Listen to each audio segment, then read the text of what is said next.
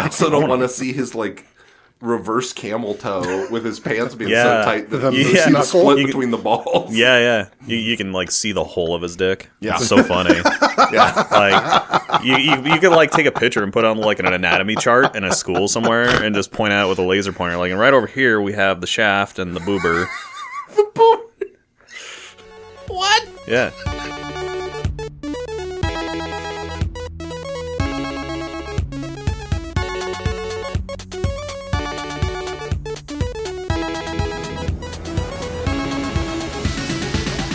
Hey, listen to the Games That Made Us podcast. I'm Brent, and I'm here with my friend Kirk. Say hi, Kirk. Nice. And we're joined as always by our good friend Benny. Say hi, Benny. Hey. God damn it. Okay, so I was listening to a Zelda-specific podcast recently, and the one of the guys in it was like talking through the plot of Ocarina of Time, and he got to the name of the fairy, and he's like, and then Navi, and I'm like, you monster. Why do you hurt me? Why do you insist on hurting me? Like, you ever have one of those weeks that make you want to throw a bunch of office furniture off a building, or send batteries illegally through the mail, or take up crab fishing, or learn to turn your farts into pellets so you can give them to people so they won't just drift away like Jesus or the love of your parents? Jesus Christ. Yes. I did have one of those weeks, but but now I feel like I've underdone the whole thing. Send batteries through the mail is my favorite part of that. Okay. Kirk, how you doing over there, man? I'm doing okay. I should really coordinate what I'm gonna say before we start these things. No, I kind of love. Totally took the halos. I'm like, fuck. I love how awkward is better. Yeah, I love how organic and absolutely chaotic these are sometimes. Brent is an agent of chaos. Yeah, dressed in a hoodie. So another thing that popped into my head, like your intro was exactly this other thing that I woke up with in my head, and I'm not kidding. I was just like, I have words in my brain and I have to write them down. Yeah. I was like, that intro was you slamming your huge hog down on the table and leaving a one-toed footprint on the podcast. I have no words. Where are we? Like, what's happening? yeah, the whole shaft and boober. Who even am I? Okay, I need to give you guys more structure, obviously. Benny, what are you drinking? Our lives are spinning out of control. I need less structure or more, and probably more. Yeah. I am drinking the effervescent mead from Pirtle Winery. I love Pirtle. Mm-hmm. They're awesome.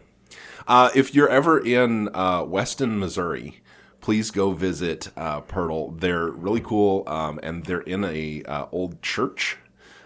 It's a really, really neat building, and they have like a cool like back area outside with like ivy. Yeah, they have a trellised arbor that's like out behind it, and it's covered with like vines and ivy, and it's so just cool, beautiful. And they'll bring you like a bucket of ice and a bottle of wine, and you can sit out there and feel like you have culture and purpose. And have you guys gone across the street to that B&B they bought? Yes. Where they actually serve like food now? Yeah, I have not that's yet, pretty good. but And they'll you can tell them too to take it across the street too. that building is beautiful too, like with the all the glass exterior and everything. And I'm glad they're embracing technology where they do everything through the QR code on the table. Yeah.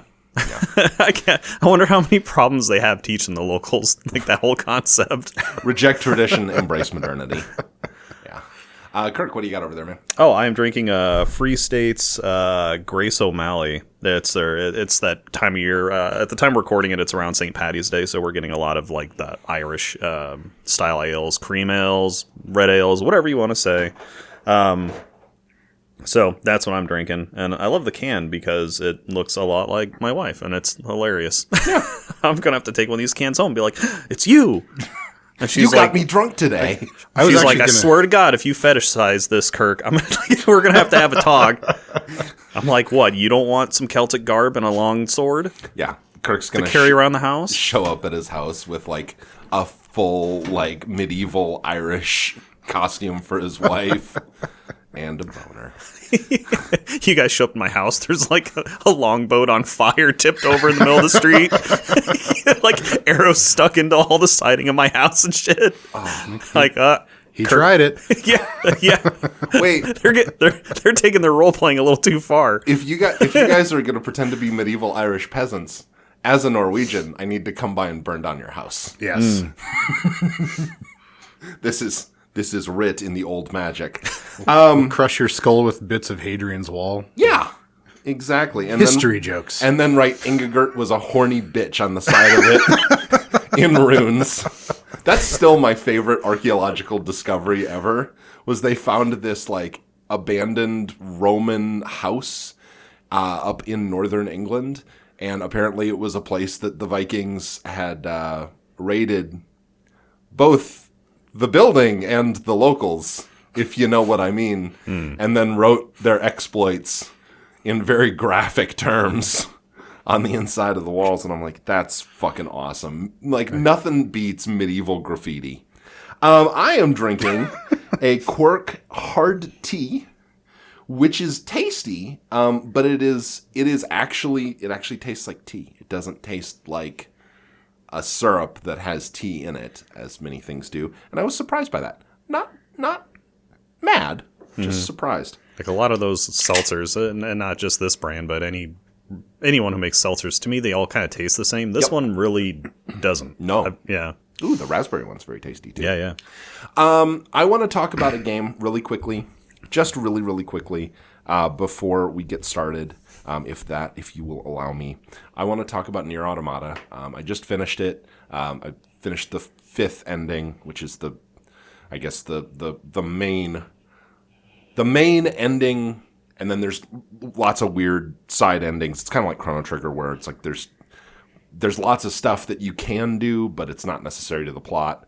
The 5th ending, E, is the like canonical ending. I said on our Discord, and I did fucking mean it, that this immediately jumps into my top 3 video games of all time. We're going to be talking about one of the other ones. Just so good. So good. The music's incredible. The graphics are really cool and kind of that stylized. It sort of reminded me of like Shadow of the Colossus or something like that, where it's got that kind of like weird, eerie, sort of dreamlike quality to it. With like the larger than life bosses too, that are like take up entire arenas, that sort of jam. Not quite that way, but more like stylistically. Yeah, just how it's presented. Yeah, exactly. For some reason, I thought that game also had like huge boss battles. There are a couple, Okay. but it's not. It's a feature, not a focus. Whereas like Shadow of the Colossus is, that's like the whole point. It's the gameplay is so seamlessly jumps between different styles without it feeling like you're being forced to play a minigame. It doesn't feel like a Final Fantasy game, I guess is what I'm saying. Where it's like, hey, stop what you're doing and fish, you fuck. Like it's not that at all. It feels like it's all coherent. I loved the characters. I was like devastated at points. It's great.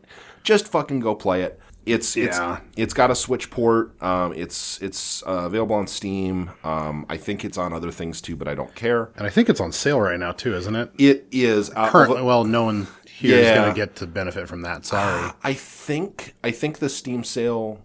I think the Steam Spring Sale will still be on when this releases, if I'm mathing correctly. If not, it's worth picking up. I mean, I think it's like $30. It really is fantastic. You've been kind of ranting and raving enough about it recently that it makes me want to go back and play it, because I adored it when I first played it. It must be like between like 5 and 6 or 7 years ago now. Yeah. It came out in 2017, so it's probably been a minute since you played it. I get to things. It came out in 2017? Yeah. Oh, shit, I thought it was newer than that.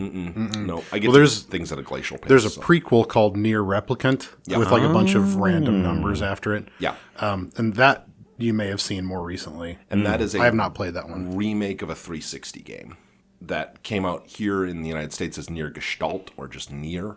But this is a remake and upgrade, and it reverts some weird changes back to the original Japanese version. Because in the Western release, they had like a big muscle-bound dude who was trying to save his daughter, and in the original, it's a little sprightly teenage boy, and he's trying to save his sister. Apparently, they didn't change the dialogue at all, other than have a different voice actor do it. So I'm playing through the game, and I'm like, I keep imagining like Kratos trying to say these lines. I'm like, that would be funny as fuck. I kind of need to look up the 360 game. Anyway, my point is, play Nier Automata. It's great.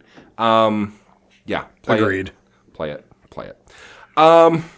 We are tackling a subject today. We are going to be doing 2 episodes, and this time you won't hear my fucking voice cut in and go, wait, we fucked up. It's too long. It's going to be a second episode. We'll see you in 2 weeks. Future Brent here. Guess what happened, guys? So this is actually going to be 3 episodes, not 2. So yes, you are in fact going to hear my stupid voice. We're actually planning on doing this. So we're going to do 2 episodes on this game. I often call it my favorite game. I think that's still true. Legend of Zelda: Ocarina of Time. This is a game that I think all 3 of us have very, a lot of affection for and pretty deep feelings about. I'm going to try to point out things that I think are flaws as I get to them, and there are plenty. Oh, yeah. But this is absolutely a huge game for me. I've talked about it before on the show. This was one that I got late. I mean, I think so. The game came out in 98. Yes, that's correct. Game came out in 98. I didn't get it until probably 2000, 2001. The GameCube was out when I got hold of it. And it consumed, I got it right before summer break, and it consumed that whole summer. That's what I did. It was like I got up, I ate breakfast, I went to Hyrule. And absolutely just chewed through it. It's been a game that I return to constantly. I tend not to return to the straight N64 version for reasons that we will talk about when we get to it. But yeah, it's a huge, huge deal for me. Benny, do you have kind of opening statements? Do we want to go around and talk a little bit about the game and Yeah, honestly, I echo a lot of what you said. Pretty much everything. I got it a little bit later as well. I think 1999 or 2000. When I think about like the ethos of our concept here, like games that made us, I tend to think of like formative games for me, like formative experiences. And this is one of the ones. Like, this one and Chrono Trigger are like 2 of the ones that are like right up there at the top of like kind of like not just the ethos of this podcast, but like my personal ethos and like how I approach things was kind of shaped by this game and Chrono Trigger in some ways. So, important to me. Yeah. And honestly, and I have no problem being critical of the places where it needs to be criticized because there's some broke shit in this. But honestly, like I have held off suggesting us discussing this till now, mostly because I didn't feel like we were kind of up to it, and I feel like we've gotten better to the point where I'm like, yeah, we can talk about Ocarina of Time now. Kirk, do you have stuff that you want to talk about before we? You say we got better, like that's a purely subjective term there. Well, at least the audio quality is better. How about that? That's fair. Yeah. So I'll rant a little bit, just because the game really did have a heavy influence on my childhood. So I grew up in Nowheresville, but it was a very strict Iron Fist Catholic household, and I had every Wednesday night I had catechism classes. but I believe it was called CCD for some reason in that area. Cataclysm of Catholicism. Yeah, I don't know what the CCD stood for, to be honest. I didn't care. I didn't want to be there. That's always been apparent. I'm not that kind of person. But I had to go because my family was forcing me to go. But since I lived out in the middle of nowhere, what happened is after I got out of school, it was like arranged between different families where I would just go hang out at that house. So my parents didn't have to cart me back and forth all the way from town, then back, or from school, back home, then back home, all the way to town while I took my catechism classes. Right. So I would go over to this friend's house, and he had an N64, and he had Ocarina of Time. He also had like Smash Bros. And everything else like that too. But we would when Ocarina of Time came out, it consumed our lives because there was like a 3-hour stretch between when school would end and then to when these catechism classes would start. So we would spend so much time together just trying to hammer through this game, bounce ideas off each other, what we were missing. And then we'd have entire sleepovers on weekends where not just me, but me and him and 2 or 3 other of our smelly junior high kids who just didn't understand or care to use deodorant. Right. They would be over too, and we'd be all hopped up on Mountain Dew and, all wired, and we're just and playing the hell out of that game. So so every Wednesday, it was like clockwork. It was part of the routine to go play this game. So, yeah, I have some things to say about it. Yeah. Yeah, and I mean, like, it is funny. It's in sort of preparation for this, I was watching a lot of other people's videos and takes on it, including the Ego Raptor video, which I love revisiting periodically. I don't agree with much of it, but I do think it's really interesting just to see somebody who has a platform kind of come out and take a stand against a really popular game. Again, I don't necessarily agree with it, but I always think it's interesting and funny as fuck.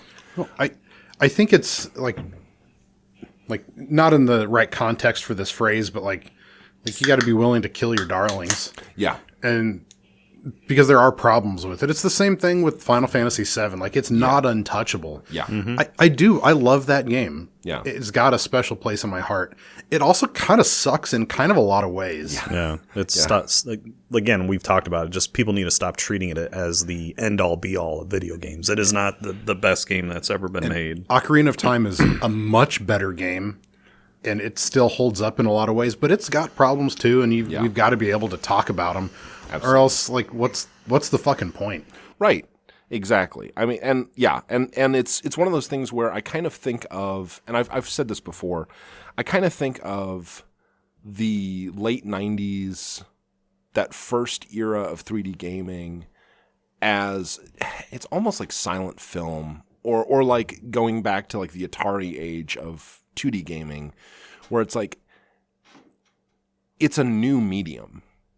And everybody was kind of stumbling around in the dark. There were games that were way better than other games at the time, but everything that's come out since has built on the foundations of those games. And so it's going to feel dated. Whereas something from like the Super Nintendo might feel more fresh and alive because they already had 15 years of experience making 2D games. Arguably more. Right. The N64 or the PlayStation 1 or the Sega Saturn or PC games of that era were, exploring a new art form. And of course there's going to be stumbles. Of course there's going to be things that they do wrong. But anyway, okay. So the format that I've chosen for this is we'll do episode 1 and 2. We're going to talk about the plot. Talk about the characters, we'll kind of go through the story. I have a big fucking pile of notes.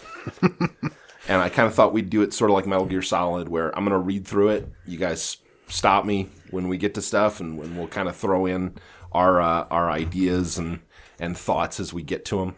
And then episode 3, we're going to talk about literally everything else. The gameplay, the sound, the graphics, our thoughts on the game, like long term. And talk a little bit about the different versions of it and its legacy, which I think there's a lot. So I'm just gonna go straight into this fucking thing. Let's talk about what happens when you slam that N64 cartridge in and boot it up, you are greeted to one of the most iconic fucking scenes in gaming, with the Ocarina of Time theme slowly coming up, slowly swelling, and then you see Link riding through on Epona, and it is just, I remember the first time I saw it very clearly, and just the idea that, okay, I'm going on an adventure.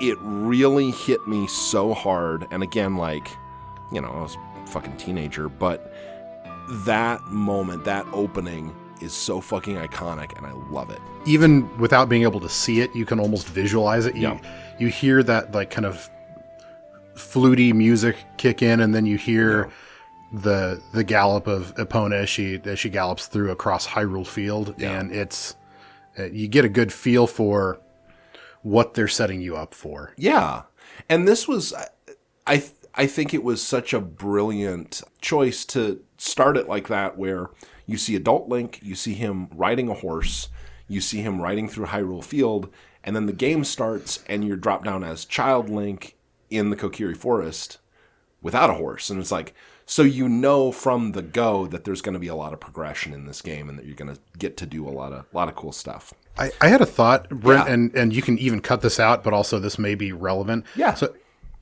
where this game sits in the overall timeline of the Zelda universe as well, I think is somewhat relevant, but I don't know if that fits here or later. But I did want to talk about that because I think even if this part makes it in, and if we talk about it later, this game is like a pivot point for like the entire rest of the series. Like this game isn't just important. Brent has just illustrated his forethought on this to me, so I just wanted to indicate that. Appears he has some tasteful nudes on Polaroids on top of that stack of paper. Look at this one. Oh, shit. Oh, man. That one unfolded across 3 sheets. Yeah. Check out that boober. The middle sheet is just the dick. Yeah. Tasteful dick neck. Yeah. Just tasteful dick neck. Just a little tasteful dick neck. Okay. All right, so I'm going to start. We're going to do this fucking thing. I pulled this from the Zelda page on Fandom, and then I heavily edited it because I had to. That's all I'll say about that. All right. In the Kokiri Forest, all the forest children have their own guardian fairies, bestowed upon them by the great Deku Tree, except for one boy named Link. Link has recently been plagued by nightmares of Princess Zelda, fleeing from an evil man clad in black on horseback. For as long as he can remember, Link has been ostracized by the Kokiri and has never quite fit in, except for one girl named Saria. That's bullshit, by the way. I don't know why they put that line in there, because it's not the whole Kokiri Forest that hates him. It's just that dick Mido. It's Mido, and he's the only one. Everybody else is nice to him. Like, there's that bit where you go up on the all the little blonde girl, I say all the little blonde girl because there's like 6 and they're all the exact same character. Yes. They all like, you know, wave their little hips back and forth and smile at him, and like everybody seems to like him except for fucking Mido. And Mido is just a dick. Okay. He's a scrawny, stick-armed little twat. Yeah. Get out of my way. I'm trying to get to the tree. Later on in the game, you get to see Mido again as an adult. And I would always pause and swing my sword through his head for about 5 minutes. Even knowing I couldn't hit him, I just like, it was very cathartic. But it is Just important to to assert like dominance. They kind of like adult should be in heavy quotes because the children of the Kokiri Forest, they don't like they age, but they don't. Yeah. Like, yeah. That is unclear to me because it's like, I was actually having this discussion with Aislinn the other day because we were reading through the Ocarina of Time manga, which is really good, by the way. And she was like, "Oh, they're all kids," and I'm like, "Yeah, are they though?" Because like, or they like age very slowly. ageless. yeah, like if you're alive for 30 years, you're 30. I don't care what your body looks like. That sounded weird. I'm gonna cut that out. Yeah. Welcome to the problem of anime. Brent immediately goes upstairs, clears his browser history. I just want to be clear. I'm not a pedophile. Anyway, moving on. Exactly what a pedophile is. Right. So one day, the great Deku Tree sends Navi, not Navi, Navi, the fairy to summon the boy to him. In order to test young Link's courage, the great Deku Tree bids Link to venture inside his hollow. Ugh. Jesus. That's unfortunate. Hey, kid, you want to see my hollow? Venture inside and break the curse cast on him. Lift up this log, you'll see all the bugs. I have spiders in my hole. Oh, God! It's all true. Grab this damp stick. And I've got a perfect circle music video stuck in my head. Anyway, and break the curse cast upon him by a wicked man dressed in black, and we get our first dungeon. So we're probably, I don't know, like 10, 15 minutes into the game. Yeah, you have to go get your sword and Yeah. buy a shield from the little general store. Because that's then- also run by a child. And then and then Mito's stupid ass will let you through, and you go talk to the tree. Yep. And I will say, like, we're 10 to 15 minutes in, I say, and I'm like, the first time I played this, that was probably This was 4 hours. hours. Yeah. And, yeah. Because this game doesn't really tell you, like, you run up to Mito, and Mito says you need a sword and shield. Okay. Okay. And that's it. That's all the direction you get. You have to just search everywhere. Like, as a kid, you had to just search everywhere in the Kokiri forest to find a sword. And there's other kids, too, that will, like, teach you how to, like, do different techniques and Yeah. how to fall properly, which still has one of my favorite lines ever, where one of the kids is, like, teaching you how to, like, swing your sword or whatever. And he's like, oh, how was it? Like, that's some fancy sword work. All I've been doing is tapping B. And I'm like, fuck yeah, dude. That's amazing. top, man. Hell yeah, high five. Wish that's all I did. Yeah, so we've got our sword and shield. We've got Navi. We're now like a full-fledged little guy warrior. And we're going to go... Did we talk about that Link didn't have a fairy, which is important because all the Kokiri children... Yep. We talked about that? Yep. Did I short circuit again? Yes. Damn it. Pour more beer on it. It'll be fine. Because I kind of feel like maybe like I guess the description kind of glazed over it or like glossed over it, but No. yeah, like you're introduced to who is ostensibly your fairy, who is Navi. Like, so she arrives or they arrive. Let's just not gender the thing, because that's what causes people to attach dicks to them. I feel like... No, I'm I've not always- even going to go there. I was going to say, I feel like it doesn't matter what gender you attach to it. Somebody's going to put You a know giant what? dick on it. You're right. When you're right, you're right. I've seen enough Fuda porn. I know how this works. That finally happened. Yep. We got there. Yeah. Tiny pixelated boobies. Okay. So yeah, so now we're ready to go. The Deku Tree slides open his mouth and takes Link inside. Big woody maw. Wow, I never realized just how horny this game is until we started talking about it. It's almost like it's not the game, but the people talking about it. I don't know anymore. Yeah.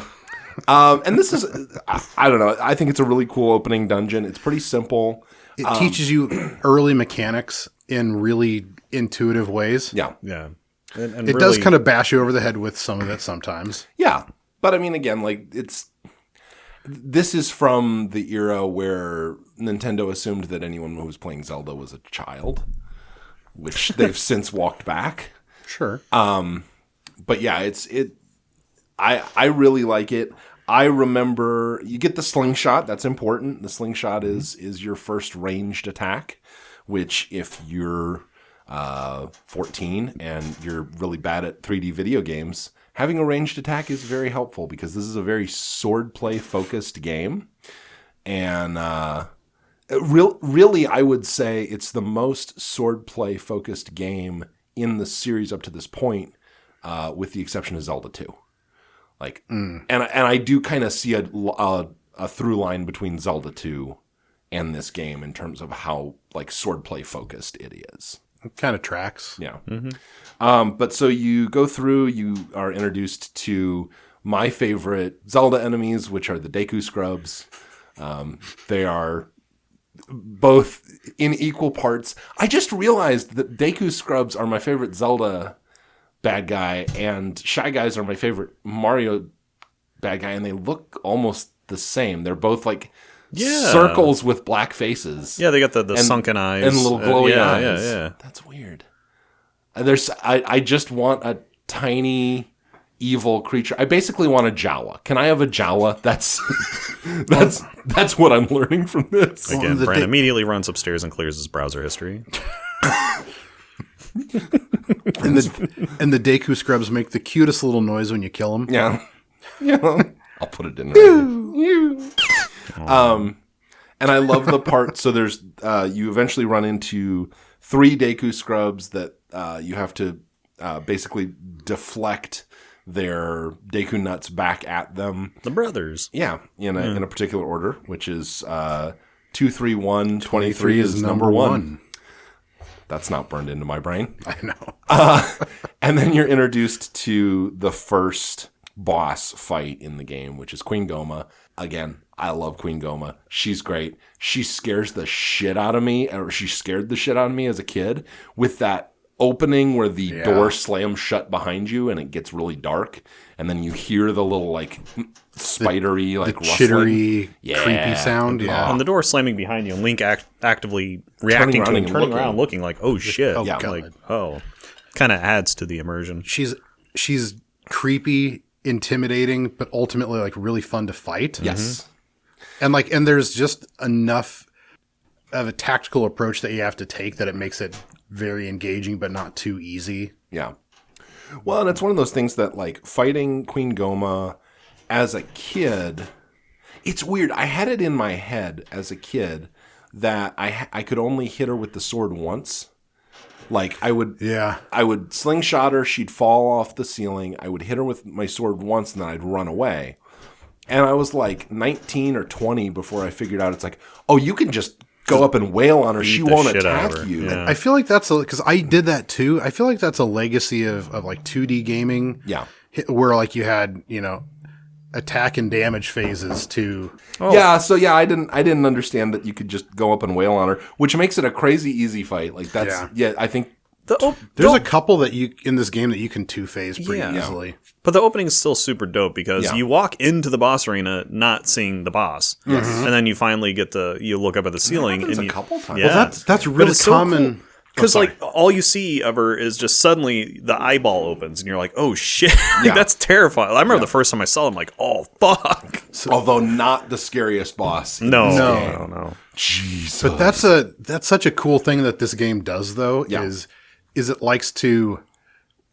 So you were alluding to it earlier, like the learning to deal with being in a 3D space. Yeah. How to take advantage of it and like what to do and what not to do. And I think a couple things they had intuitive approaches to, or they knew what they were like, or they had other things to model off of, like cinema, like TV and movies. Yeah. But there's some very cinematic like reveals when you enter these boss arenas in this game. And I really appreciate that, where like you get these, I guess I don't need to belabor that point. Like they reveal them in very cool ways. So like, you don't just walk in and you're like, oh, that sure is a big fire lizard. Yeah. It's like this thing creeps up out of nowhere, and then all of a sudden so all of a sudden you're being menaced kind of out of nowhere, and Link's on the defensive. Atmosphere. Yeah, they're very atmospheric. That's a good word. Especially like as compared with the immediate preceding mainline Zelda entry, Link to the Past, which I love. It's a great game. Yes. But Link to the Past, you do just walk in and there's a bad guy and then you fight him. And like the Link to the Past is much, I guess, cuter and goofier in its presentation. Ocarina, I feel like, is a big moment in that journey that I have very mixed feelings towards, that journey towards more cinematic gameplay.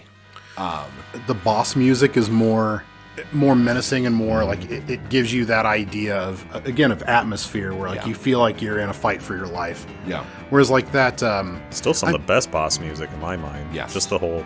Exactly. Yeah. Insert music here. Yeah. Brent, insert music here. Yeah.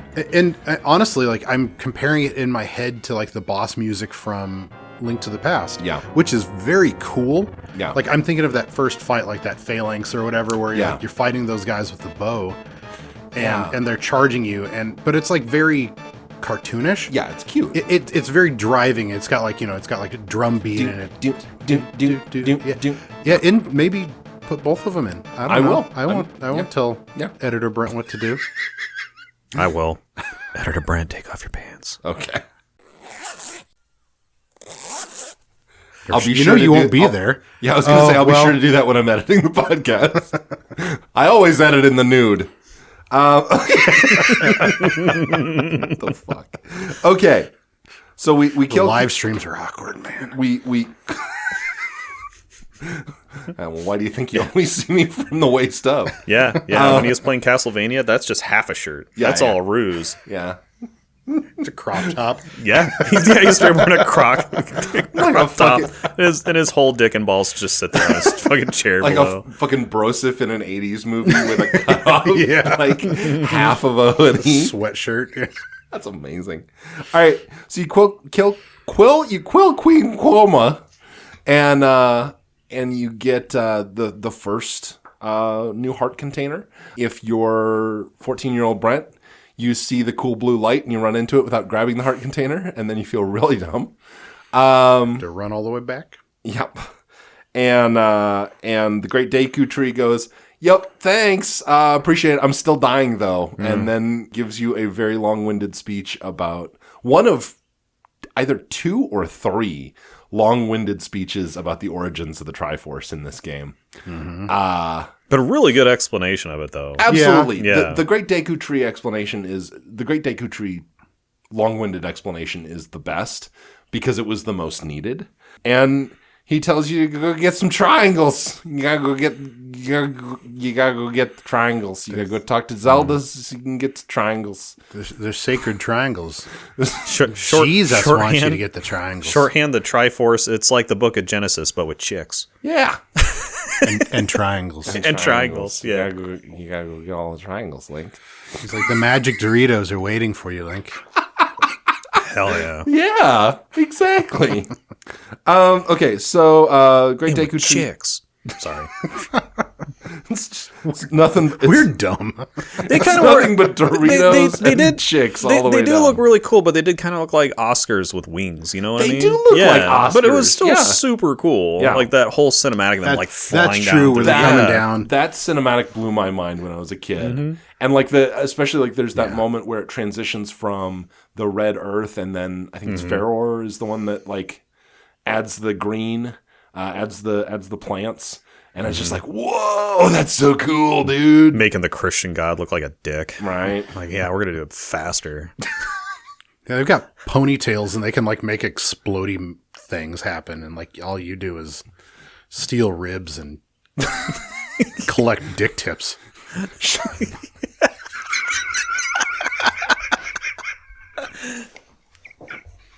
Ribs and dick tips. Still, It's the worst barbecue restaurant ever.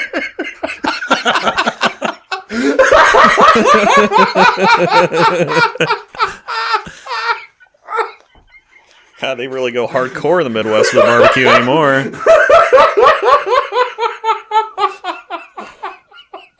That's so stupid.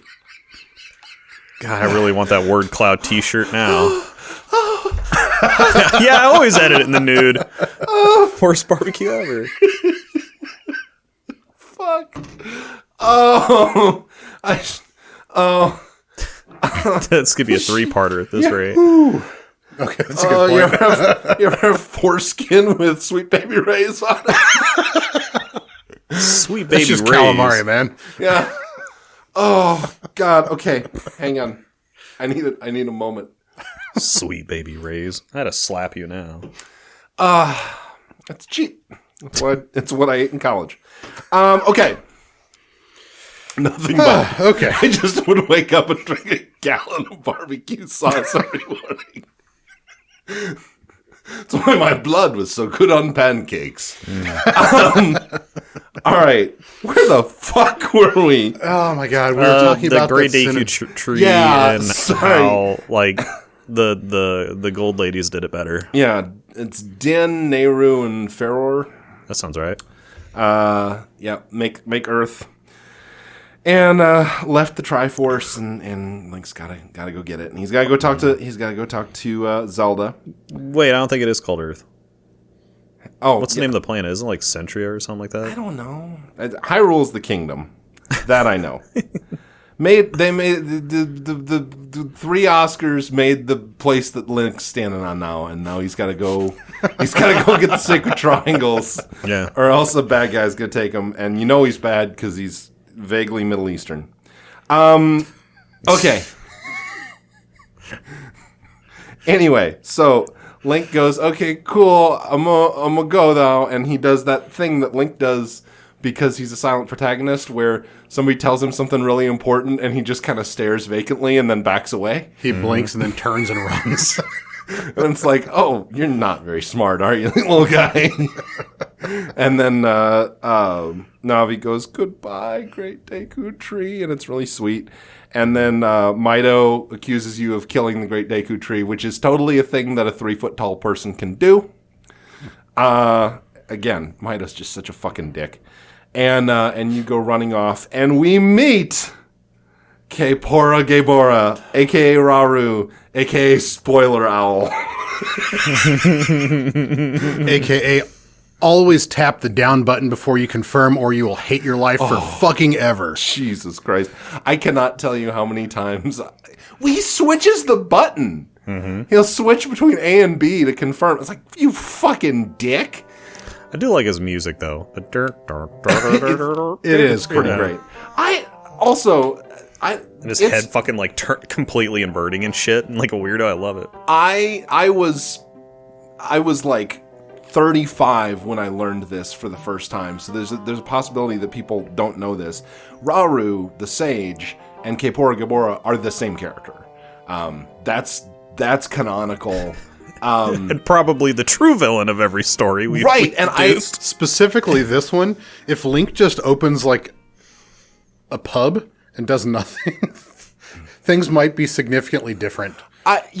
No, absolutely. And also, like, okay, so there's one bad guy, and I'm getting ahead of myself, but there's one bad guy running along. There's conceivably a whole, like, Hylian army still around, and Raru's like, nope, put him to sleep until everything's gone bad, and then wake him back up. It's like, you fucking We'll put him on asshole. ice? Like, it's not even how meat works. Maybe it is at that barbecue restaurant. Okay. He's only a little freezer burned. That's basically Breath of the Wild, dude. It's just like, we're gonna scrape him off. Burned Link. Scrape him off and throw him out into the world in his boxer briefs and wish him the best of luck. Give him a firm slap in the ass and say, "Go get him, kid." I use this periodically, but what part about what I just said is not 100% accurate? It's all true. Okay, so then you combat roll across Hyrule Field. I will accept no alternatives. That is the one true way to get across Hyrule Field. If you don't, you're a poser. Z target and the like side dodge. Yeah, side dodge. Yeah, that works too. But that works strafe. That one gets annoying and takes that's a lot more button presses. Though. Yeah, that's very labor intensive. It's faster, but it takes more button presses. Combat rolling is the one true way, because then Link goes yeah,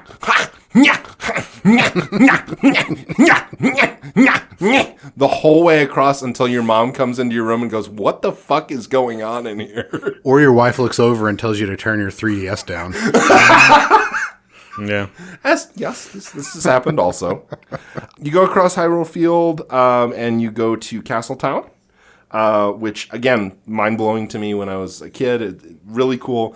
I like they did one of the few instances that I can think of a Nintendo-developed N64 game where they did the PS1 trick, where they had some of the pre-rendered backgrounds with 3D characters on it. It's one of the early hearkenings back to the Zelda CDI era. Ooh, fuck you.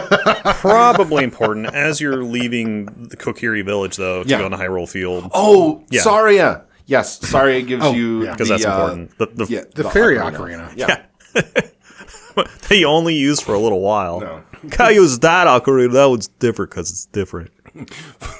Fuck this ocarina. Yeah, that Fuck one that bitch sucks. Saria.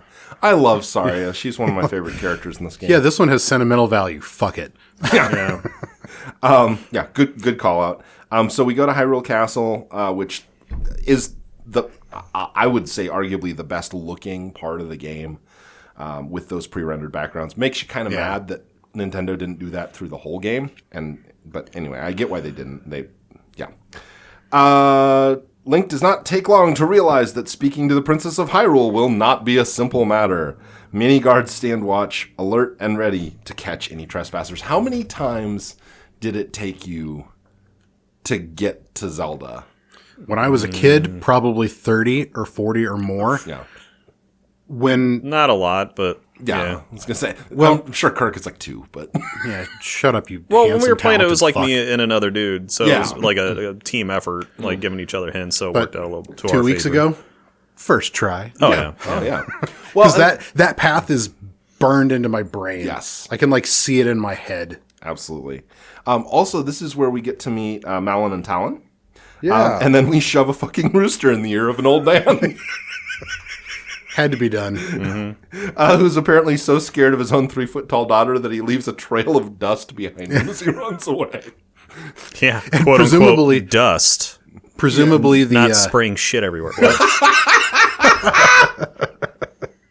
Presumably, the guards who would have chased your ass down and kicked you out are so terrified of whatever he's trailing that they don't give a shit.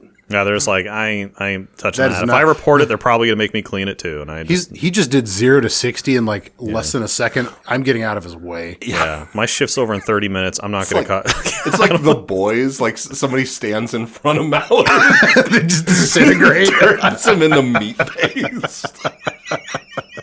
This is another perfect usage of one of my favorite Sir Terry Pratchett phrases, which was he became so much geography. Yeah, that's awesome. Yeah. So we managed to infiltrate the castle bypassing the front gate and evading all the guards. And Link dodges them and meets the Princess of Hyrule, Princess Zelda, who turns around and goes, "Ah!" in one of the weirder moments in this game. Princess Zelda tells Link of her prophetic dreams while I shoot my slingshot at the window until they throw bombs at me, explaining that she had actually seen the young hero come from the forest and break through a veil of darkness, accompanied by a fairy, and bearing the Kokiri's emerald. One sec, Brent. Yeah. I think before you go see Zelda, don't you go meet Marin at like the ranch, and then she teaches you Epona song, and then you get and in that same area you get the egg to You can do it- hatch to wake up Malon. No, she is waiting at am I the... getting this backwards? So when you get to the gate at the castle, you try to go up there the first time, and if you get there successfully, and actually once you find Talon, when you go back, so your fastest approach is sneak past all the guards, find Talon sleeping, go get caught so they kick you out, and then Malon is immediately waiting for you there at the ladder to go up. Or you can just go into the castle zone and then go back to town. Just like walk in, walk out. Oh, do you not have to find Talon first? You don't have to find Talon first. I thought you had to find Talon first. And Okay. Malon will just be standing there. You talk to Malon, and then when you go back to the castle, she's standing in front of that vine. You know, like the ladder to go Doesn't past she the give gate? you the chicken egg, and you gotta Yes. make The it chicken egg. hatch? And Yep. You mean the Yeah. cuckoo so egg? you don't meet her at the ranch yet. No. Yeah. I thought you got that at the ranch. That's Nope. my bad. She gives you the chicken egg at Castletown. The cuckoo egg? The cuckoo egg. I love cuckoos. This game doesn't incentivize slashing cuckoos with a sword nearly as much as Link to the Past does. But so help you God if you run over one with your horse. It'll make a really funny sound. And so will you when you die. That's true. I love that that's like canon Yeah. in these games. Yeah. Yeah, animal abuse. Yeah. Yeah, they're Punishment for Yeah, it. punishment for animal abuse. they're basically the Canada geese of Yes. of Hyrule. What is it, like feather cobras or something that people call? It's funny as shit. Anyway, okay. So yeah, you wake up Talon, and he runs his stupid ass off, and then you go talk to Zelda. She tells you about her dream and warns him about Ganondorf, the man clad in black whom Zelda believes is symbolized by the dark clouds of her dream, and his evil intention to steal the Triforce from the sacred realm. With the power of the goddesses, his desire to subject the world would be realized. In order to do this, Ganondorf would require not only the 3 spiritual stones of Hyrule, but also the Ocarina of Time. Zelda insists that Link track down the other 2 spiritual stones so that they might beat Ganondorf by bringing all the things that he needs to where he is. Quick, Link, take this baseball bat, beat the man to death. That's so my favorite thing ever, though. I like they did the thing that, so we're referencing Game Grumps here, but on their playthrough of Ocarina of Time, they do the thing that I always did as a kid, which is Zelda has a bunch of like, but thou must kind of questions where she's like, will you do this? Like, will you look at the window? No. Look at the window. No. Look at the goddamn window, Link. No. For some reason that entertained me for hours as a kid. Just telling Zelda no. See that evil man? The one on the left or the one on the right? Just a little shit like that, because it's like those guards had like those dead souls. Oh god. Oh Yeah. man. Favorite thing ever. Yeah. It's so good. Yeah, so I'll put a link to the Game Grumps playthrough. Fuck your father. Fuck your fucking father. Fuck your father. Where's the fuck your father crab coming from? I didn't get that. It just kind of pops up apropos of nothing. Okay. It came from her dream, supposedly. Okay. Oh no, it's a crab. She starts clawing her eyes out. It's one of the better, like I said, apropos of nothing takes on that scene. And then you meet... And the Mario Easter egg in the window. Oh, yeah. Yeah. Because it's Nintendo, of course. Because it's Nintendo. So we talk to Zelda, and she says, "Okay, go get all the shit that Ganondorf needs and bring it here." And then you turn around, and there is a pointy-breasted, 7-foot-tall, angry woman who is tapping her boob at you for reasons that are unclear. Oh, step on me. Named Impa. Impa, who's obviously, if you know, she's a recurring character through the Zelda games. She's always some form of like either maid or mentor or support to Zelda. And Impa. In this one, she's a Hyrule ninja. Yes, she is. She is one of the last of the Sheikah. Okay, so Impa says, "Okay, go. You see that big mountain over there? Go up there." And we start one of the many Instances of sending children off to do adult jobs? Yeah, that too. But one of the many instances of just needless fucking backtracking in this game, where you just go back and forth between 2 locations 18 times. Yeah. So you go up the mountain. Hey, you want the Bighorn sword, right? Yeah. God. Here's 2 hours of your life you'll never get back. The fucking trading sequences in all Zelda games can just fucking blow me. I never do them. I never do the trading sequence apart from what I have to do to get through the fucking game. So anyway, you go to Kakariko Village. All kinds of interesting characters there. I won't delve too deep into that because we don't have time. But Kakariko Village is fun. You meet the Cuckoo Girl. You meet the carpenter and his kids. You meet the Skulltula family are really cool. You meet the graveyard keeper, Dompe, who I love. But anyway, you go. You presumably, let's say this playthrough, you're just doing the thing. So you go to the trail to Death Mountain, and you're stopped by the guard, who's like, "Wait, hang on, you're a little kid, and you'll die up there." And then you show him a handwritten note that Zelda gave you, and he goes, "What's she going on about? She's so funny. I guess you can die. It's fine." And opens also, the gate. The guard in a neighboring town knows her handwriting. Yeah. It's like this This passes muster. That's definitely Princess Zelda's handwriting. But I know her handwriting. yeah, exactly. Don't ask why. Yeah, just trying to cover the tracks of like your inevitable death. So it's like he had a note. It's not my responsibility. Also, Staple it to the toe tag. Yeah. staple it to the toe tag. But so he's like, hey, maybe you don't want to take a wooden shield up the side of an active volcano, you dipshit. Mm-hmm. And also, while you're in town, get my kid a Pikachu mask. He doesn't call it a Pikachu mask, but it is 100% totally a Pikachu mask. mask. Absolutely. And then you meet the Happy Mask salesman back in Castletown, who is very clearly the crazy dude from Majora's Mask. Oh, that smile. It's Holy shit. Just yeah. It's just the same guy. I think it's canonically him. Oh, okay. Isn't it? Am I wrong about that? I didn't know that it was canon. I thought I was very clever when I put that together. Okay. I'm pretty sure it's like Canonically, that would make sense. It is the same model. whether or not Majora's Mask is like a thing. a fever dream. Yeah. Like it's in a la Link's Awakening or Sure. But either way, neither here nor there. Yeah. Let's move on. Sorry. I'm so sorry. I'm very angry because this is clearly the first diversion that we've had and will be the last as well. I feel threatened. It will be the last. Yeah. But even that, you don't have to do that just yet. The mask salesman stuff. Yeah, but I always do it because I'm going back to Castletown anyway.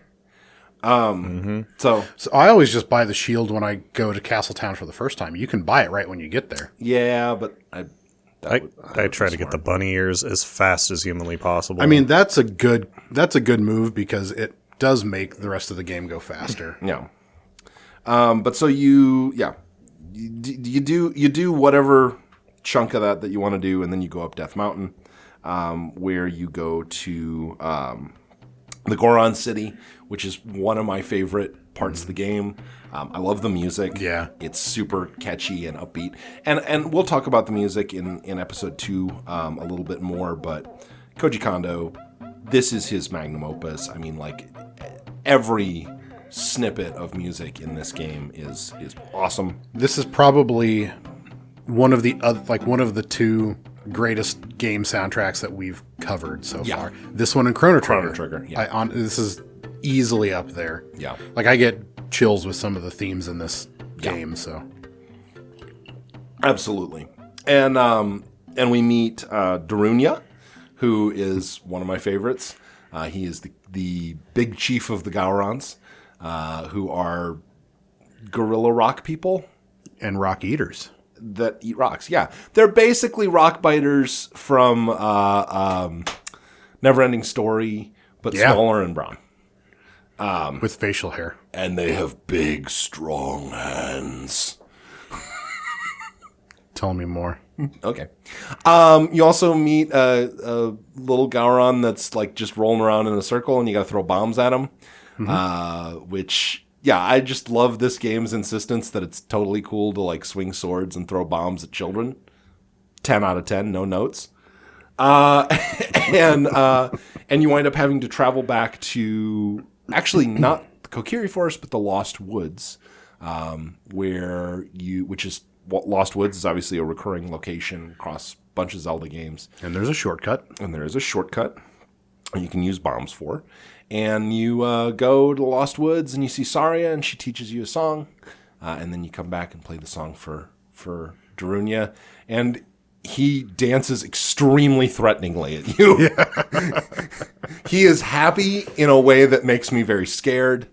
And Can you meet the Skull Kid yet at that section when you're going through the Lost Woods? Because Skull Kid is like the central antagonist for the next game. Yeah. And you don't really realize it. Yeah, I don't know. Oh, I don't know if you can do it at that point or not. Yeah, but that's where you meet the Skull Yeah, Kid you at meet him some in point. Lost I don't know if Woods. you can meet it. Because or you can meet do him the yet, but you can do the challenge there, the shooting challenge with the slingshot at that point, but I don't know if you can do the other part. This is as good a place as any to talk a little bit about the Lost Woods, just because we probably won't get to it, because everything else is basically optional that you do there other than getting to the Forest Temple. And I love, there's a little girl that you'll meet in the Lost Woods who is the scariest fucking character in this game. She's scarier than any boss because she just like rocks back and forth. She's one of the blonde rocking girls from the Kokiri village.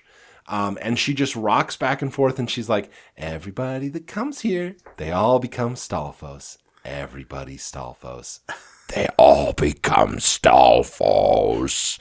And it's like, I remember. And then you're like, what you drinking? You hit on her front. No, I'm just.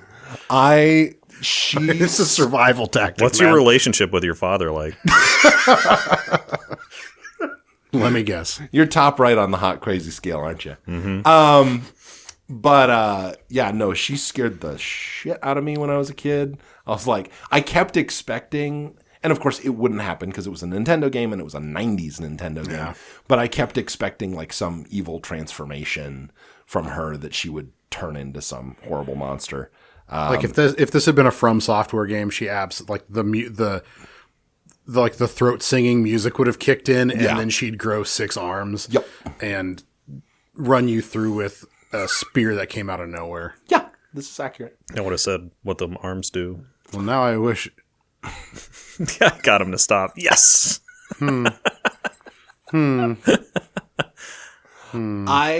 do like make 6 waffles at once. Hell yeah, that's what she does. Fuck. All right. I do like. By the way, I don't know that this is canon, but it's my head canon because of course, sort of in the peripheral stuff, it's not. I don't think they actually tell it in the game. I might be wrong about that. I don't know if you actually hear in the game that Link is a Hylian and his mom brought him there during like a time of chaos to the Kokiri forest. But that is canon. And what I love about that is, okay, if every Hylian other than Link who's come into the Kokiri forest becomes a Stalfos, that means his mom is one of the Stalfos that's running around Lost Woods. Oh God! I'm like, damn, that's rough. Especially since you kill all the Stalfos that are running around Lost Woods. Well, that and I was kind of stuck there for a moment on. Yeah, the mother was like, "Here, children, raise this child." Well, she gave it to the Great Deku Tree. Still, though, I think they do talk about that at some point. Yeah. It might be like a peripheral conversation that you don't. Who knows? Maybe it's even one of like the Talking Stones that has like extra information at some point. But I think I do recall that being in there somewhere. Okay. But yeah, someone will probably correct us, and I'll be like, okay, cool. Nobody listens. Nobody listens to the show. All right. So we're in Death Mountain. We get bombs, which is awesome. I love the weaponry they give a child. Yeah. Oh God, yeah. Because so much of the fun of this game is just throwing bombs at people when they piss you off. Yes. Even though it doesn't kill them, it's still just fun. Do you guys get the heart piece by going up to the top and Z-targeting forward and then jumping back? Oh, the hop over the fence? Yeah. Yeah, I love doing that. Yeah, I know exactly what you're talking about. I don't know if I remember that one specifically. So there's a heart piece on top of the entrance to Dodongo's cavern, and where you get bombs for the first time, up by Goron City's directly above it. So if you Z-target forward and then flip backwards, you will flip off the cliff, over the fence, and down onto it. You're supposed to get it with the magic beans. Yeah. Way later in the game. But you can completely No, I didn't know about that one. Yeah. Okay, cool. Mm-hmm. It's a quick way to get a heart piece. Yep. No, that's awesome. Mm-hmm. With very minimal little effort. Yep. You go through... I'm not going to go into too much detail about some of these dungeons. I like Dodongo's Cavern. It's fun. I love the 3D platforming that this game introduced. Yeah. Of the things that it does well, I think some of the platforming can be tedious, but a lot of it's super fun. Yeah. Like lighting up the eyes of the Dodongo skull to open up the boss arena is super cool. And I love, there's a moment in this, and actually this might be my only real problem with the 3DS remake, is they changed this slightly. There's a moment in Dodongo's Cavern where you have to throw a bomb to break a wall. to get to the next stage. And in the N64 original, you had to time it such that the bomb Yeah. went off because there wasn't There's enough. not a ledge. Yeah, there wasn't enough of a ledge for the bomb to land on it. And so you had to learn the timing of throwing a bomb such that it would explode at a certain point. In the 3DS version, they put a ledge there so you can just throw it onto that ledge, which seems reasonable, except that the boss in this dungeon is King Dodongo, and King Dodongo requires you to time throwing bombs correctly. And so that little part was a non-threatening, you weren't going to kill yourself doing it, part where you could learn a skill that you're going to need later in that dungeon. So I actually... This isn't sexual, I swear to God. this metal, like, digs into my gut. You can keep this in, I just needed to get this belt. Yeah, no, you're fine. He's going to beat me. I've been bad. No, it's just that metal buckle, like, when I'm sitting here for Yeah. I got It's not comfortable today. Most days I can deal with it, but today I can't. Dude, you don't have to explain your gut shoving its way into hard things. Yeah, That's gut happens to me physics. a lot. I know. Physics. Gut physics. Look Is at that that, blubber go. Is that Unreal Engine or what? Yeah. Yeah. Okay. Like jiggle physics, but with, set of boobs with man gut. Just it's the same as jiggle physics, but you just yank the nipple off and make it bigger. Yeah. I'm just picturing Or the put it physics where the on, belly like, button is. Dead or there you Alive go. Extreme Beach Volleyball, but for my belly. Just Oh my god. My Dreamcast that I bought came with a demo disc of Dead or Alive Extreme Beach Volleyball. Yes. I was just like, why is this here? But also, thank you, Sega. Yeah. Like 13-year-old me, it was like, The Dreamcast, I don't think people talk about the Dreamcast and its utilization as a porn machine nearly enough. Because for many teenage boys, and I'm sure teenage girls also, it was the first thing with a browser that they had hooked up in their room ever. So speaking of petabytes, how many petabytes of porn was downloaded over a 56K modem onto a Dreamcast? probably just a couple. Because it's 56K. Yeah. But also, Yes. yes. Slow line-by-line loading of image files. Kids today don't know the struggle. Yeah. That was as an In aside. 5 minutes, I'm going to see a nipple. As an aside, That's all you needed back in that day. that system was so cool. I still love Yeah. the Dreamcast. Dreamcast's great. I think it was the first system that natively had a modem built in. Yep. You did, yeah. And one of the first with a built-in cooling fan. Lots of stuff going on. Yes. And everyone in the room knew that it had a cooling fan. Yes. It was proud of its cooling fan and then announced it loudly to everyone. We're going to It play was truly ahead of its time, which was the problem. It was too advanced Yes. for what it was. Yeah. We're going to play some Dreamcast games on this podcast. Fuck I love the FYI. Dreamcast. I love the Dreamcast. Anyway, That's one of the few systems that I look back with regret that I never owned one. I knew people that had a Dreamcast, and for a second there, I was like, I think people forget this. For a second there, it looked like the Dreamcast was winning.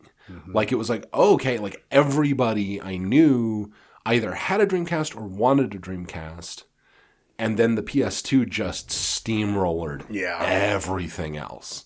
Yeah. and Sega never fully recovered. And Sega never fully recovered. And now... The PS2 had its modem was like an attachment you had to get after the fact. Yep.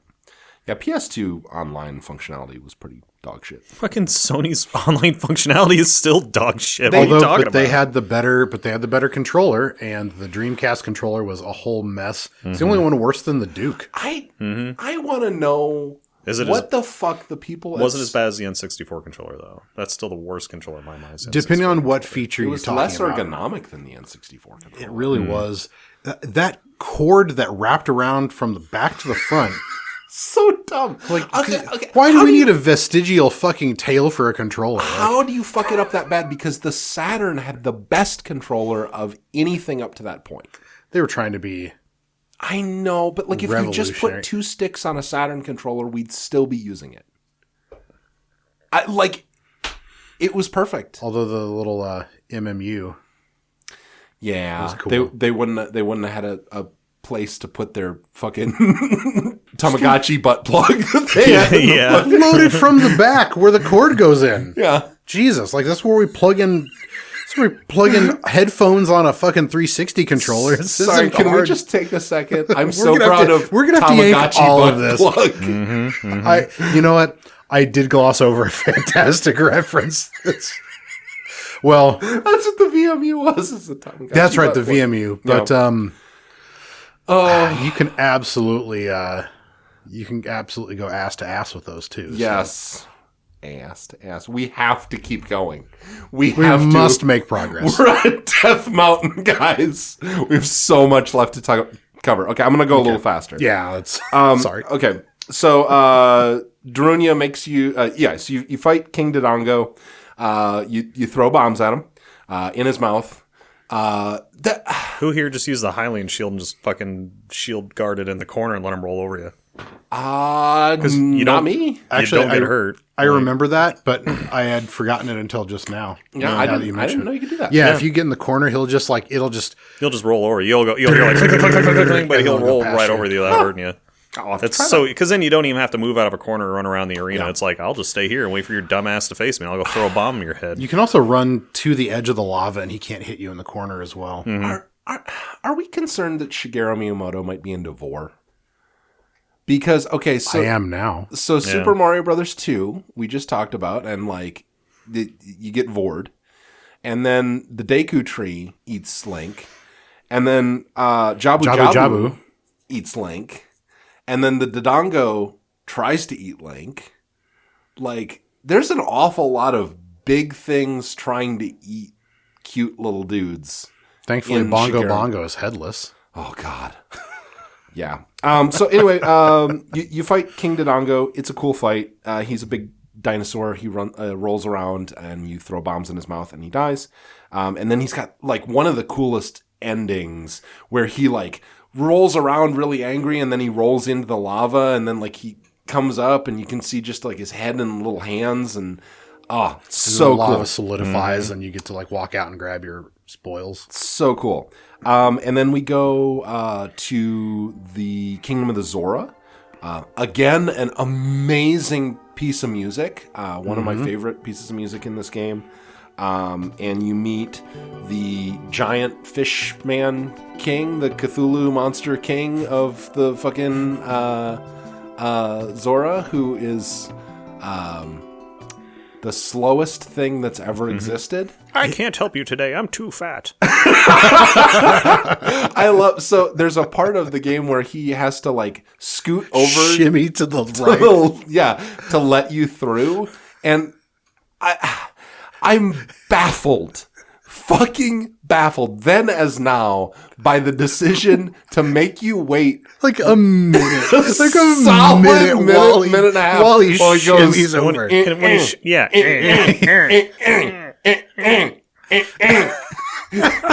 And he's moving like half an inch at time, and I'm just like, what the fuck is happening? Like, it's like let's have an episode on my 600-pound life on King of the Zoras. I'm like, just fucking roll over, dude. There's a reason why he was hanging off that cliff edge thing there with that pool underneath. So if he ever needed to dump out, he didn't have to move. And I'm not a lightweight guy, but I can move faster than that Jesus shit. God Christ. damn.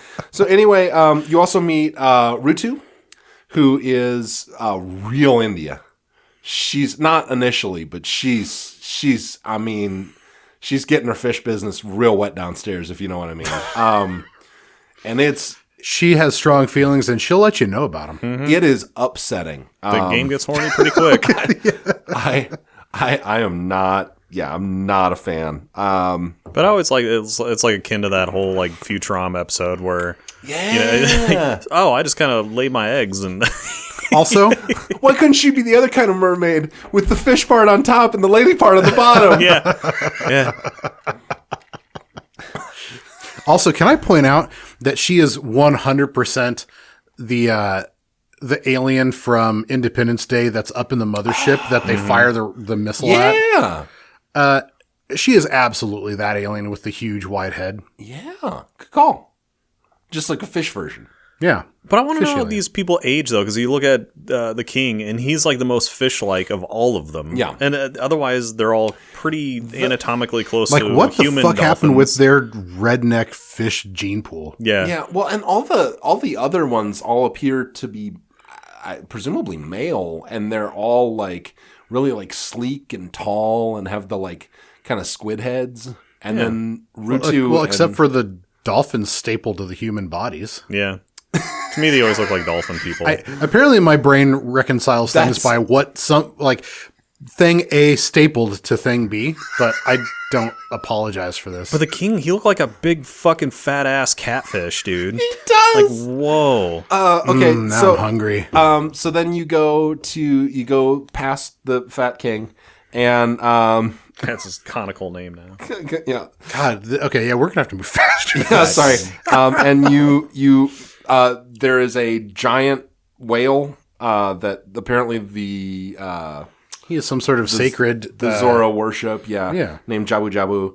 And Rutu is like, hey, I gotta go take care of Jabu Jabu. He's sick, and then she disappears. She's already in him. Yeah, that's right. You actually there's a whole series, a sequence of events where you have to go you have to do a challenge to get a scale that allows you to dive deeper, which allows you to dive into a deep pool that takes you to Lake Hylia, which allows you to find a message in a bottle, which allows you to present it Forgot to about the all king, this. which then permits you to get to Jabu Jabu. Then you have to use that same bottle, unless you've catch gotten a a second fish. one.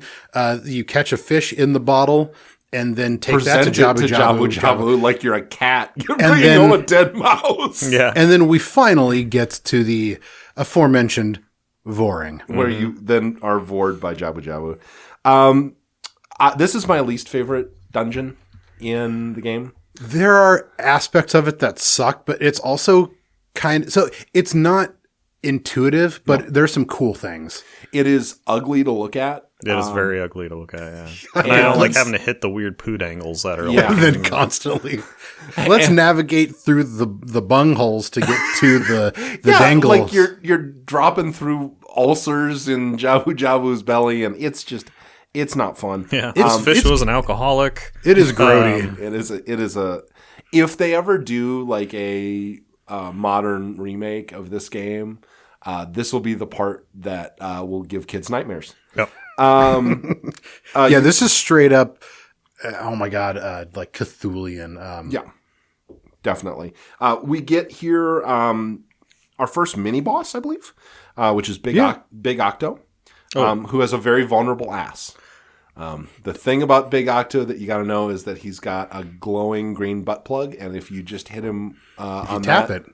you just Tap B. tap that that B. You'll get rid of Big Octo. And we get the boomerang here, right? Yeah. Correct. Yep. Boomerang's fun. And that's how you stun Big Octo, actually. And then you also fight Baronade. Baronade is one of my favorite Bosses. The in- deep sea anemone. Yeah, with all the like shield. And like satellite Animal. dishes that shoot electric lasers. Yeah. Really cool fight. You're basically taking on and trying to destroy each of its shields one at a time, and then you can fight the. Definitely, if you have like photosensitive epilepsy, like do not play that. This is not. This is That's the not game. for At you. least turn the brightness down for a little bit. A lot of electricity and flashes and things flying around the screen and at high speed. So, unless you want to like kind of start twitching out and foaming out of the mouth on the ground, maybe don't do this boss fight. Have like a friend do it for you. This is true. But I don't think we really knew about photosensitive epilepsy. No, caused by video a games lot of until like a few warnings years on these after games. this one. A Yeah. lot of the '90s games don't have any indication of that. Yeah. So now you beat the second dungeon. You get, or the third dungeon rather. Sorry, you get the third spiritual stone, the spiritual stone of water. Rudo to the next thing, does the next thing to propositioning you, Yes, and then you head back to Hyrule. yes, and you're told that that Rudo is basically your betrothed, which luckily you don't have to act on. That little cutscene though, like it's pretty horny though. After you get out and you're like floating, She's, there, like, and floating they and- even like kind yeah. of like cut Yeah. to a couple different times to make it seem like ooh she's approaching you. Yeah. Are you gonna get a smooch? Probably Yeah, with her It's- fish cloaca. It's real weird. I will say, like, one thing that I will give Breath of the Wild over this is that the horny fish monsters in Breath of the Wild far more attractive than the horny fish monsters in Ocarina of Time. So if that's what you're looking for, if you're looking for attractive horny fish monsters, Breath of the Wild over Ocarina of Time every time. It's definitely much less like going to a fish market and thinking, which one am I going to fuck? I will say that it's like more. Again, tell me which part of that is wrong. Breath of the Wild, though, the uncomfortable thing for a straight guy playing that game is that the male fish monster is way more attractive, and he's got such a winning smile. I love him. That's the same way in Majora's Mask too. Yeah. But yeah, he's just such a happy dude. I love him. We can be honest with ourselves. That's fine. Yeah. Okay, so we go back to Hyrule Castle to inform Zelda that we got all the things that Ganondorf needs. Here they are. And, oh no, but Ganondorf is here waiting. He attacks Hyrule Castle in an attempt to steal the Ocarina of Time, and Princess Zelda was forced to flee with Impa on horseback in order to keep the Triforce from Ganondorf's hands. and chuck the ocarina in the river. Throw it in the fucking moat. Yeah, sees you as she's riding on horseback by, like notices you, and she throws it to get you to notice. She and Impa are doing a straight up O.J. Simpson in a white Bronco across the bridge and chucks Literally the Bronco. Yeah, Hey! chucks it straight into the river, and you get to play an ocarina that's full of algae and fish shit. Kind of smells like Rutus. Cloaca. In a hot pursuit. As she passes the young hero on the drawbridge of Hyrule Castle Town, she quickly throws the ocarina into the moat, giving him the chance to enter the sacred realm and retrieve the Triforce. In hot pursuit, Ganondorf himself charges across the drawbridge, blasting Link with dark magic, and he tries to stand in his way. This is a really cool cutscene where Link pulls his sword and just like there's that look of determination. Like one of the things that I think, because Link is a pretty underdeveloped character in most Zelda games, but one thing that they've kept very consistent with him is he's real sleepy. He's a sleepy dude, and he's very determined. He's resolute. Yes, those are his two main attributes: is sleepy and determined. And that moment where little tiny Link, just kind of puts his head down, pulls the sword, and puts his shield up in front of his face while Ganondorf is there. Really cool moment, and I love the. It's like, I'm going to beat this guy so I can go back to bed. Right. Too tired for this shit. Tired, god damn it! All right, fine, I'll beat you too. I want to go to bed. 7-year nap wasn't enough. Well, he hasn't had that one yet. But I love the like. Yeah, that's so cool. That Ganondorf does. I think one of the very few pieces of like voice synthesis in this game. And speaking of atmosphere that gets generated, or that we're building atmosphere in certain parts of this game, I love the fact that they basically cast Hyrule Castle and Castle Town in like the shadow of like a storm cloud. Yes. And when you start approaching it, things start getting creepy. Yeah. And it's that way all the time at this point of the game. Like anytime you approach the castle, so it's like locked in this state. And that's fine because they really want you to experience as you start getting closer, things start getting darker and seeming ominous. And I love that element of it. Yeah, absolutely. Ganondorf then speeds off in pursuit of the princess. Link looks on in frustration. You get the Ocarina of Time. You go to... and toss away your fairy ocarina because it's inferior. Fuck this shit. Fuck this shit. Fuck this shit and fuck Saria. I don't care about the sentimental value this one has. And then you go to the Temple of Time. Another really iconic moment. You put the 3 spiritual stones in little resting places on an altar in the Temple of Time. And then you play, it's the Song of Time, correct? Mm-hmm. Yep. And open up the inner sanctum of the Temple of Time. And Ganondorf shows up and goes, "Thanks, kid. That's exactly what I needed," in the most obvious turn of anything ever. And then we get a really cool transition. Really quick. So there's lots of other stuff that you can do as Kid Link, and you will be able to go back to being Kid Link later on in the game. I'm not going to cover all that. There's just it's a big too game, much, right? And we're at like the 1/3 of the way through the game point. So we're gonna keep going. But I too love like Lon Lon Ranch and lots of other. There's so much cool stuff. Mostly like Pizza of Heart. Yeah. Piece of Heart that you have to go after as a Kid Link. There's not a lot until much later in the game where it's important to the story and you have to do it. Yeah.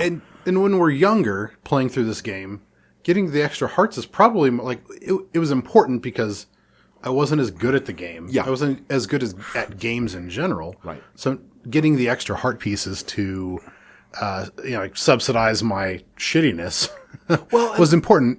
I very rarely fell below a couple hearts lost in my adult playthrough, you know? Yep. Yeah, one thing that I'll say is it was funny to me when people were talking about Breath of the Wild, Tears of the Kingdom. It's like, oh, they're open world Zelda games. And it's like, man, when I was a kid, I played every Zelda game as an open world Zelda game. I just kind of fucked around. Like they were gated more than Breath of the Wild, but effectively still open world. Yeah. Yep, definitely. Okay, so you open up the Temple of Time. Ganondorf does his evil laugh, and then the screen goes white, and you wake up, and you're Link, but you're Big Link. You're bigger Link. Link's still pretty short. He's like 4'10", so he's pretty tiny dude. But you're as big as Link's gonna get. And now you're hot. All right, future Brent here. We're going to go ahead and cut it at this point, and come back in a couple weeks, finish up the rest of Ocarina of Time, the plot, the different dungeons, and then we'll have a episode 3 where we'll talk about all the other good stuff that we wanted to get to on this topic. If you like what we're doing, please go ahead and check us out on YouTube, Spotify, Amazon Music, Libsyn, wherever fine podcast products are sold, and come join us on the Discord. We're always having a lively conversation in there about some stupid thing or another, and we'd love to see you there. And with that, bye!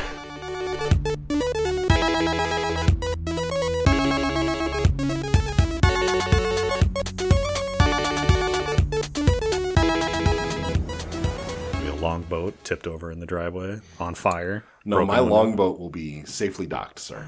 I'm glad you didn't give me your mead horn earlier. Oh shit, I forgot about that. That was awesome.